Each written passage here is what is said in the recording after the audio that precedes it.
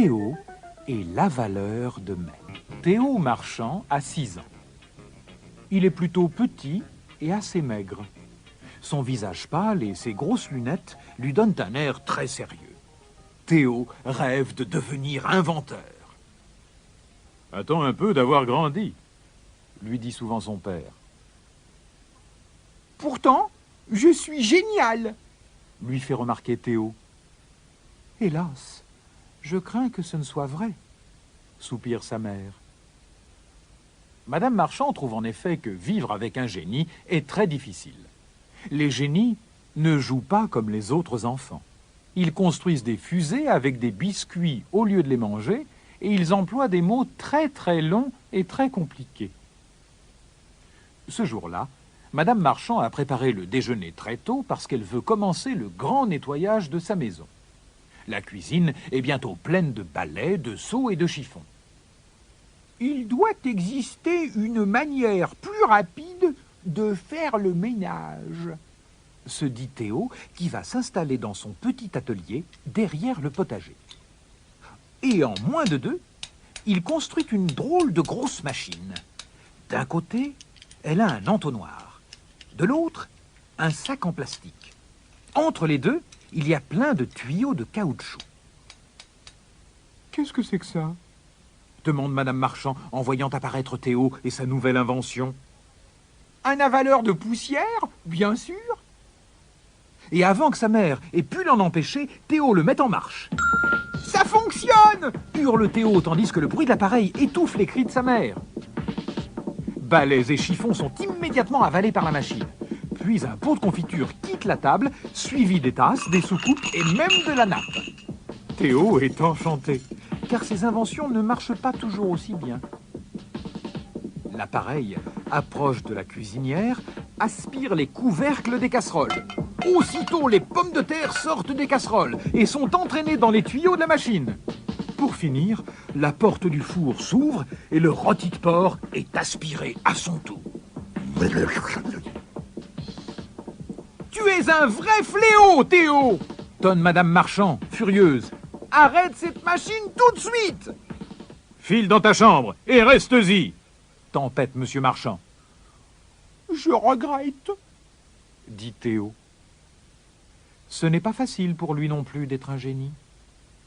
Tout le reste de la journée, il se tient tranquille. Il laisse les éboueurs emporter son fameux avaleur de poussière, sans rien dire. Il reste assis dans le jardin, bien calmement, et ne cherche même pas à inventer une nouvelle machine. Nous n'aurions peut-être pas dû le gronder, se demandent ses parents. Le lendemain, Théo va à l'école. Comme c'est un génie, il est au cours moyen. À 6 ans, il devrait être au cours préparatoire. Mais l'institutrice ne veut pas de lui, car il ne cesse de l'interrompre pour lui faire remarquer qu'elle se trompe. Monsieur Brun, le maître du cours moyen, a été à l'université. Il sait donc 1 ou 2 choses de plus que Théo.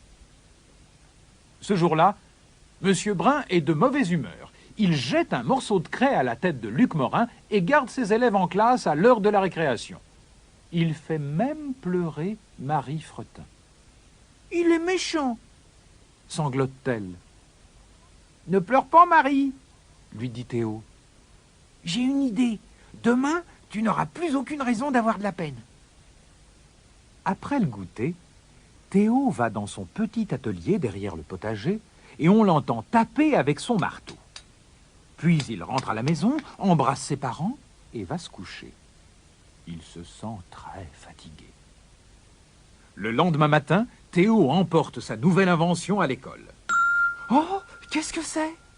demandent les enfants. « Un avaleur de maître !» explique Théo fièrement. L'avaleur est très gros. C'est une sorte de robot qui ressemble à un dragon, fait tout en boîte de conserve. Sur son énorme visage, Théo a peint un beau sourire, car il ne veut pas effrayer Marie Fretin. « Oh, c'est formidable !» dit-elle. Théo cache son avaleur de maître sous une pile de manteaux jusqu'à la fin de la récréation. Puis il le fait rouler jusqu'à la classe des petits. Le robot dragon traverse la classe et avale aussitôt la maîtresse. Bravo! S'écrient les élèves qui font un tel vacarme que tous les autres maîtres accourent, affolés et furieux, et se mettent à crier. Alors, l'avaleur s'en prend à la maîtresse du cours élémentaire. Bientôt, les élèves ne voient plus d'elle que ses bas rouges. Mon Dieu! S'écrie le directeur de l'école. Il n'a pas le temps d'en dire plus, car il est avalé à son tour. La machine affamée s'élance dans le corridor, avalant de ci de là les maîtres qu'elle rencontre, jusqu'à ce qu'il n'en reste plus un seul dans l'école. Ensuite, Théo enferme sa terrible invention dans un grand placard. Maintenant, les enfants, que chacun rentre chez soi. Et à demain, décide-t-il. Tous les élèves obéissent, enchantés d'avoir Théo comme nouveau directeur. Le lendemain, les enfants arrivent en avance à l'école. Avec Théo comme directeur, ils espèrent bien passer la journée à jouer et à peindre ou à faire tout ce qui leur plaira. Mais Théo a collé une grande affiche dans le hall. On peut y lire « Premier cours, arithmétique. Deuxième cours, écriture. Troisième cours, sciences. Quatrième cours, conférence avec Théo. Théo, le directeur. » Et la récréation, alors? Demande Simon Gentil au milieu de la matinée. Le travail d'abord, déclare Théo sévèrement. Mais toi, tu ne travailles pas, dit Simon. Tu restes dans le bureau, c'est tout.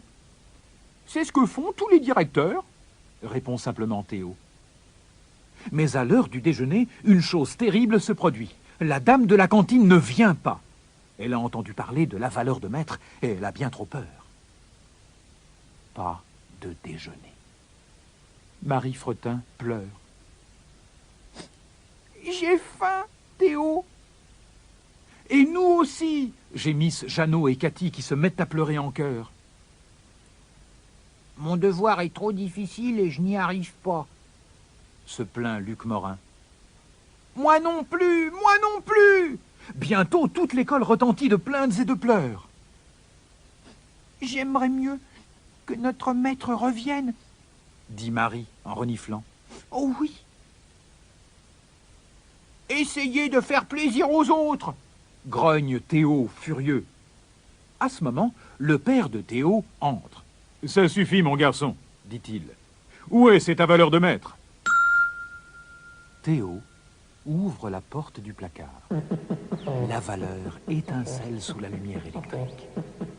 Parfait, dit M. Marchand en tirant la machine du placard. Moi aussi, j'ai apporté une invention. Elle n'est pas nouvelle, mais elle marche bien. C'est un ouvre-boîte. M. Marchand découpe une grande ouverture dans le dos de la valeur de maître. En sortent la maîtresse des petits, la maîtresse du cours élémentaire, le directeur, et peu à peu, tous les maîtres et les maîtresses qui ont été avalés. Ils restent assis en tas par terre, étourdis et courbattus. Enfin, le directeur aperçoit la valeur de maître, pâlit, puis retrouve ses esprits.